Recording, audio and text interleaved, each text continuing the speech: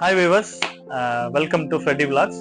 ஒரு குட்டி ஸ்டோரி ஒன்று உங்களோட ஷேர் பண்ணிக்கணும்னு நினைக்கிறேன். அது என்னன்னா, ஒருத்தர் நான்வெஜ் ரெஸ்டாரண்ட் வச்சிருக்காரு. எல்லா விதமான நான்வெஜ் ஒருத்தர் சாப்பிட போறாரு. ஸோ அந்த ஹோட்டலோட எம்டியும் அங்கே இருக்காரு.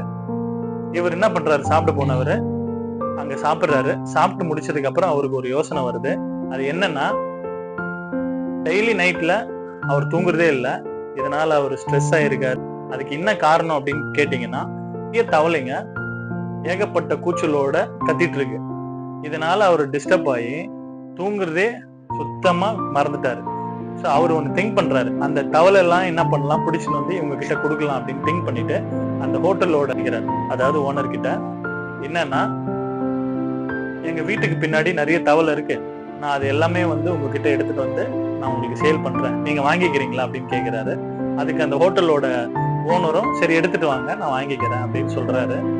இவரும் சாப்பிட போனவரும் என்ன பண்றாரு, அடுத்த நாள் வந்து ஒரு பேக்கோட வராரு. ஹோட்டல் ஓனரும் அவரை பாக்குறாரு. பார்க்கும் போதும் அந்த கேரி பேக்ல ரெண்டு தவளை தான் இருந்துச்சு. இதை பார்த்த ஹோட்டல் ஓனர் வந்து ஷாக் ஆகுறாரு. என்ன அப்படின்னு கேட்டீங்கன்னா, என்னப்பா நேற்று சொல்லிட்டு போனேன் 1000 தவளைக்கு மேல எடுத்துட்டு வர, நான் வாங்கிக்கிறேன்னு சொன்னேன், இப்ப பார்த்தா ரெண்டு தவளை எடுத்துட்டு வரையன்னு சொல்லி கேட்கிறாரு. அதுக்கு அவர் பதில் சொல்றாரு, நானும் அப்படி நினைச்சுன்னு தான் அந்த குளத்துல இறங்கினேன். பாதி நாள் நான் வந்து தேடிட்டேன் அந்த குளத்துல.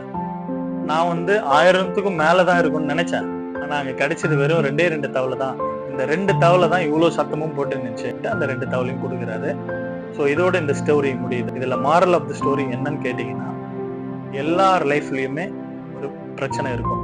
பிரச்சனை இல்லாதவங்க மனுஷங்களே இல்லை. அதே மாதிரி பிரச்சனை இல்லாத ஃபேமிலியும் இல்லை. பிரச்சனைன்றது பார்க்க பெருசா இருக்கும், ஆனா அதை ஃபேஸ் பண்ணும் போது ஒரு சின்ன விஷயமா தெரியும்.